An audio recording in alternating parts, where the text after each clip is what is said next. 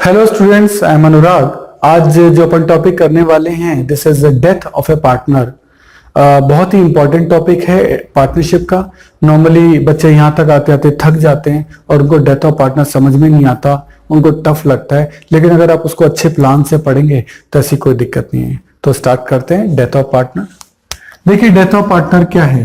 ए, B और सी तीन partner है। सी की डेथ हो गई तो इस कंडीशन में सी जो है वो कहलाएगा डिसीज्ड पार्टनर। डिसीज्ड पार्टनर जिसकी डेथ हुई है। तो अब सी तो चला गया, अब सी के पैसे हमारे पास आ गए, किसके पास? ए बी के पास। दैट्स वाई सी के जो भी लीगल आपके सक्सेसर्स होंगे, लीगल हेयर्स होंगे, उनको ये पैसा दिया जाएगा, नॉर्मली उसके बीवी या बच्चे। अब उनको ये पैसा देने का क्या ट्रीटमेंट है वो पूरा का पूरा इस चैप्टर में आप सीखने वाले हैं। काफी कुछ ये टॉपिक जो है रिटायरमेंट से रिलेटेड है। जैसे ए बी सी तीन पार्टनर थे, सी रिटायर हो गया, यहाँ सी की डेथ हो गई है तो इसका मतलब वो दुनिया से रिटायर हो गया। तो ट्रीटमेंट वही है, बस दुनिया से रिटायर हुआ तो थोड़ा सा स्पेशल तो होना ही चाहिए, उसको अपन ध्यान से समझेंगे। तो यहाँ क्या होगा, जो सी जिसकी डेथ हुई है उसका आपको कैपिटल अकाउंट बनाना पड़ेगा, जैसा कि आप रिटायरमेंट में बनाते थे, है ना। उसमें कोई नई बात नहीं है, पर वो कैपिटल अकाउंट बनेगा। अब सी को जो जो चीजें आपको देनी है वो आप दे सकते हैं। ये पर्टिकुलर अमाउंट सबसे पहले आप क्या देंगे, उसकी कैपिटल देंगे। इसके बाद रिजर्व में कोई हिस्सा है तो वो दे देंगे। इसके बाद रिवॉल्यूशन में कोई प्रॉफिट है तो वो दे देंगे। वो सब चीजें क्रेडिट साइड में आती जाएंगी, क्योंकि हम जानते हैं कैपिटल अकाउंट है। कैपिटल अकाउंट क्रेडिट साइड से बढ़ता है और डेबिट साइड से कम होता है, सही है। इसके अलावा गुडविल मिलेगी। गुडविल कौन देंगे, मान लेते हैं सी है तो सी को गुडविल कौन देगा, एक तो ए और एक कौन देगा, बी। कौन से रेशो में, गेनिंग रेशो में। वो गेनिंग रेशियो मैंने आपको पिछले वीडियो में कैलकुलेट करना बता दिया। इसके अलावा जो यहाँ प्रॉफिट का कैलकुलेट किया जाएगा, प्रॉफिट का बहुत अच्छा ट्रीटमेंट इस चैप्टर में डिस्कस होगा। भाई नॉर्मली डेथ कौन सी तारीख को होती है? सर डेथ की कोई तारीख थोड़ा होती है, डेथ तो कभी भी हो सकती है, तो साल के बीच में कभी भी हो सकती है। मान लो यहाँ हो गई तो ऑब्वियस है इतने ईयर के लिए सी जो है पार्टनर रहा है, तो इतने प्रॉफिट में तो उसका हक बनता है। दैट्स वाई यहां तक का जो प्रॉफिट है उसकी कैलकुलेशन आपको यहां करके दिखानी पड़ेगी।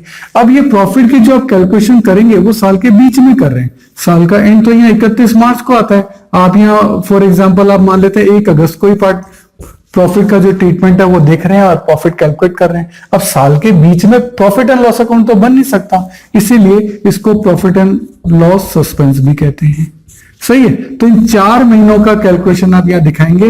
इन 4 महीनों के प्रॉफिट की जो कैलकुलेशन है सी की, उसके 2 बेसिस होते हैं। एक होता है टाइम बेसिस, जो कि नॉर्मली सबसे ज्यादा यही आता है, और एक होता है सेल बेसिस। आप इन 4 महीनों के टाइम के बेसिस पर भी प्रॉफिट कैलकुलेट कर सकते हैं और इन 4 महीनों के सेल के बेसिस पर भी। दोनों के डिफरेंट न्यूमेरिकल्स हैं, मैं आपको यहां सॉल्व करके बताऊंगा। ये प्रॉफिट सी को मिलेगा, कौन देंगे, ए और बी।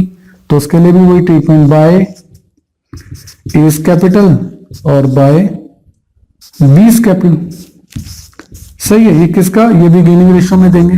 किसको देंगे, सी को देंगे। प्रॉफिट का ट्रीटमेंट हो गया, ये सब हो गया। इसी दौरान 4 महीने की अगर पार्टनर को कोई सैलरी मिली है, कमीशन मिला है, इंटरेस्ट ऑन कैपिटल मिला है, ये सब भी आपको देखने पड़ेंगे।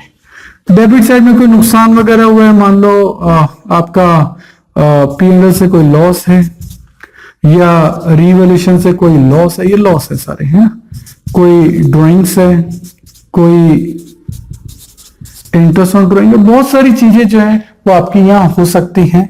इस तरीके से इसका ये पूरा अकाउंटिंग ट्रीटमेंट आपका यहाँ होगा। फिर आप क्रेडिट साइड का टोटल लगाएंगे, उसमें से डेबिट साइड को लेस कर देंगे और ये जो बैलेंस है वो ट्रांसफर कर देंगे टू सीज एग्जीक्यूटर्स अकाउंट। सी के एग्जीक्यूटर कौन, उसके लीगल हेयर, बीवी या बच्चे, उनके सी के एग्जीक्यूटर कौन है। बैलेंसिंग फिगर में या जो भी अमाउंट निकलेगा, बैलेंसिंग फिगर कैसे निकलेगा, पहले क्रेडिट साइड का टोटल होगा, ये सब का टोटल होगा, उसमें से डेबिट साइड के ये सारे आइटम लेस कर देंगे तो बैलेंसिंग फिगर में आपका ये अमाउंट निकल जाएगा। ये बैलेंस कहां ट्रांसफर होगा, सी के एग्जीक्यूटर में। अब कौन सा अकाउंट बनेगा, सी के एग्जीक्यूटर का अकाउंट वो बना लेते हैं। ये है सीज एग्जीक्यूटर्स अकाउंट, वही particular amount particular amount particular amount particular amount, ठीक है। यहां लिखा है टू सीज एग्जीक्यूटर अकाउंट, तो सी के एग्जीक्यूटर में क्या लिखेंगे, बाय सीज कैपिटल अकाउंट। वापस बोल रहा हूं, सी के कैपिटल में आपने लिखा टू सीज एग्जीक्यूटर, तो सी के एग्जीक्यूटर में क्या लिखेंगे, बाय सीज कैपिटल। अब ये क्रॉस ट्रांसफर हुआ, यहां डेबिट में था, वहां कहां चला गया, क्रेडिट साइड में। अब हम इसका पेमेंट करेंगे। क्वेश्चन में गिवन होगा कि मान लो 50% पेमेंट कर दिया, तो टू कैश या बैंक, टू कैश या बैंक, ये क्वेश्चन में गिवन होगा इसलिए लिख देता हूं जी। जितना पे करना, नहीं करना तो मत करना, क्वेश्चन में नहीं लिखा। और देन ये बैलेंस ट्रांसफर हो जाएगा to C's executors loan account balancing figure में। भाई आपने अगर पे नहीं किया तो वो लोन चल रहा है, तो कहां ट्रांसफर हो जाएगा, सी के एग्जीक्यूटर के लोन अकाउंट में, सही है। अब ये लोन अकाउंट आपको बनाना है, तो लोन अकाउंट बनेगा क्या, सीज एग्जीक्यूटर्स लोन अकाउंट, वही पर्टिकुलर अमाउंट पर्टिकुलर अमाउंट। यहां लिखा है to C's executor loan, C's executor loan में लिखेंगे बाय सीज एग्जीक्यूटर अकाउंट। ये वाला फिगर जो है वो आपका यहां आ जाएगा। जैसे ये वाला फिगर जो आपने बैलेंसिंग फिगर में निकाला था, ये आपका, आपने ये वाला जो फिगर निकाला था ये आपका यहां आ गया था, क्रॉस आए थे ये, तो ये वाला भी क्रॉस होके वहां चल जाएगा। और देन इसका बैलेंस सीडी निकल जाएगा, बैलेंसिंग फिगर में यही अमाउंट आ जाएगा, ये अकाउंट क्लोज हो गया। और जब बैलेंस शीट बनेगी तो मैंने बताया है ये एसेट साइड होती है, लायबिलिटी साइड होती है, और बैलेंस सीडी हमेशा सीधे गिरते हैं, तो ये लोन कहां आ जाएगा, लायबिलिटी साइड में, सही है। सीज एग्जीक्यूटर्स लोन अकाउंट यहां लायबिलिटी साइड में। तो ये तीन अकाउंट्स का कॉम्बिनेशन होता है। सबसे पहले बनता है सी का कैपिटल अकाउंट, जिसकी डेथ हो गई है, बैलेंसिंग फिगर में वो एग्जीक्यूटर में यहां ट्रांसफर होगा। पे करना है तो पे कर दीजिए, अदरवाइज सीज एग्जीक्यूटर के लोन में डाल दो। भाई पे करते हो तो कर दो, नहीं तो लोन में यहां आ जाएगा, यहां से बैलेंस शीट निकलेगा और लायबिलिटी में आ जाएगा। ये इसका पूरा ट्रीटमेंट होगा।